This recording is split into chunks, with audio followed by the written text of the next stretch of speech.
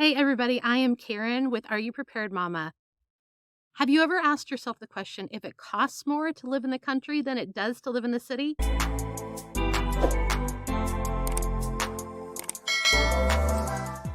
First thing about moving to the country is you need to realize that even if you have an inspection on the home, you are probably going to need repairs that you were not planning on.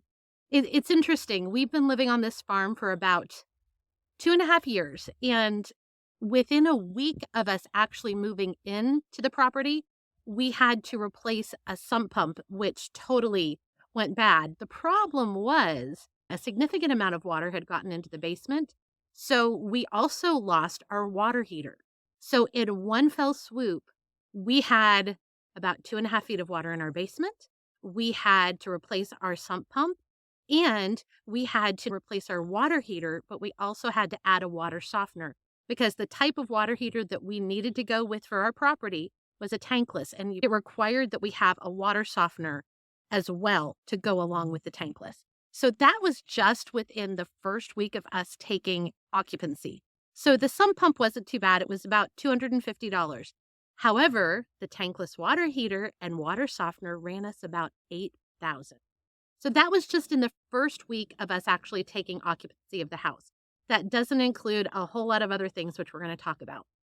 Another issue with moving out to the country is unless you are building a brand new house, your house is going to have things that more than likely you're going to have to completely revamp. I know when we purchased the house, the owner had just put in brand new plank flooring throughout part of the main floor.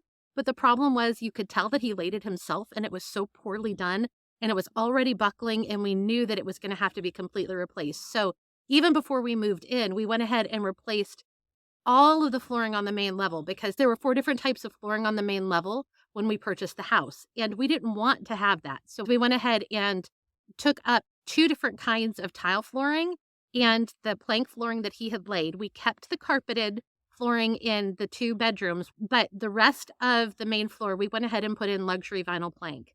One of the other changes that we made that cost us a considerable amount of money was we had purchased and installed a wood burning stove. Now, normally that wouldn't be a big deal. We'd already purchased the stove before we moved in. However, to install a stove cost us about $9,000 because you have to have special flooring underneath. You have to have special tiles behind it. You have to have a special chimney that goes up and through your roof. There's a lot to consider when you are moving in. Another financial factor to think through as you are trying to decide on a property is what are you going to have to adapt? For example, I am sitting right in front of the door to what was the chicken in the goat barn. And that was great. We were really excited by the fact that there was already a chicken in a goat barn. We didn't have to buy or build anything new. But the problem is it wasn't outfitted properly. It had no yard or no run.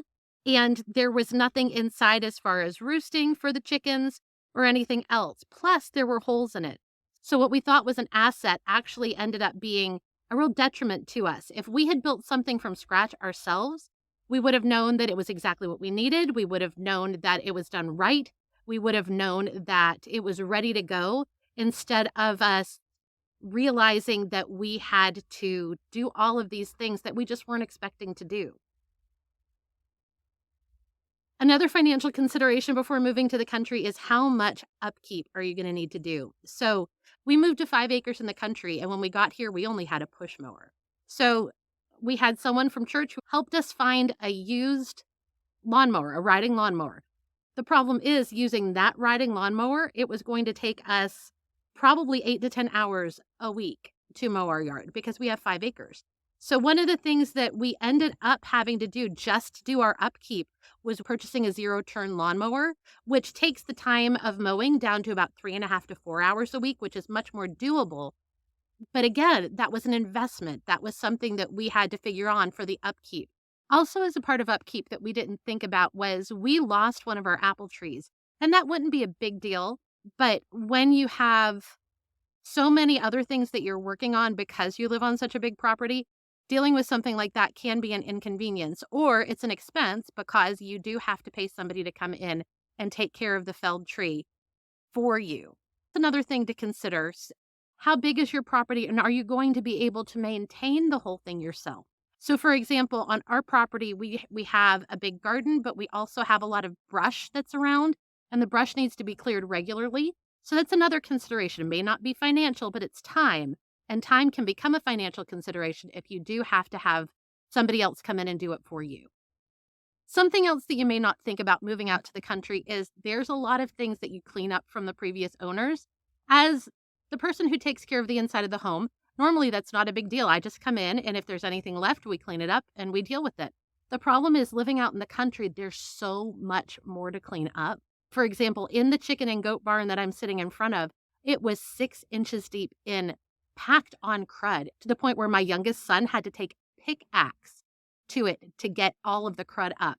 And we're talking probably 400 square feet that he did that to.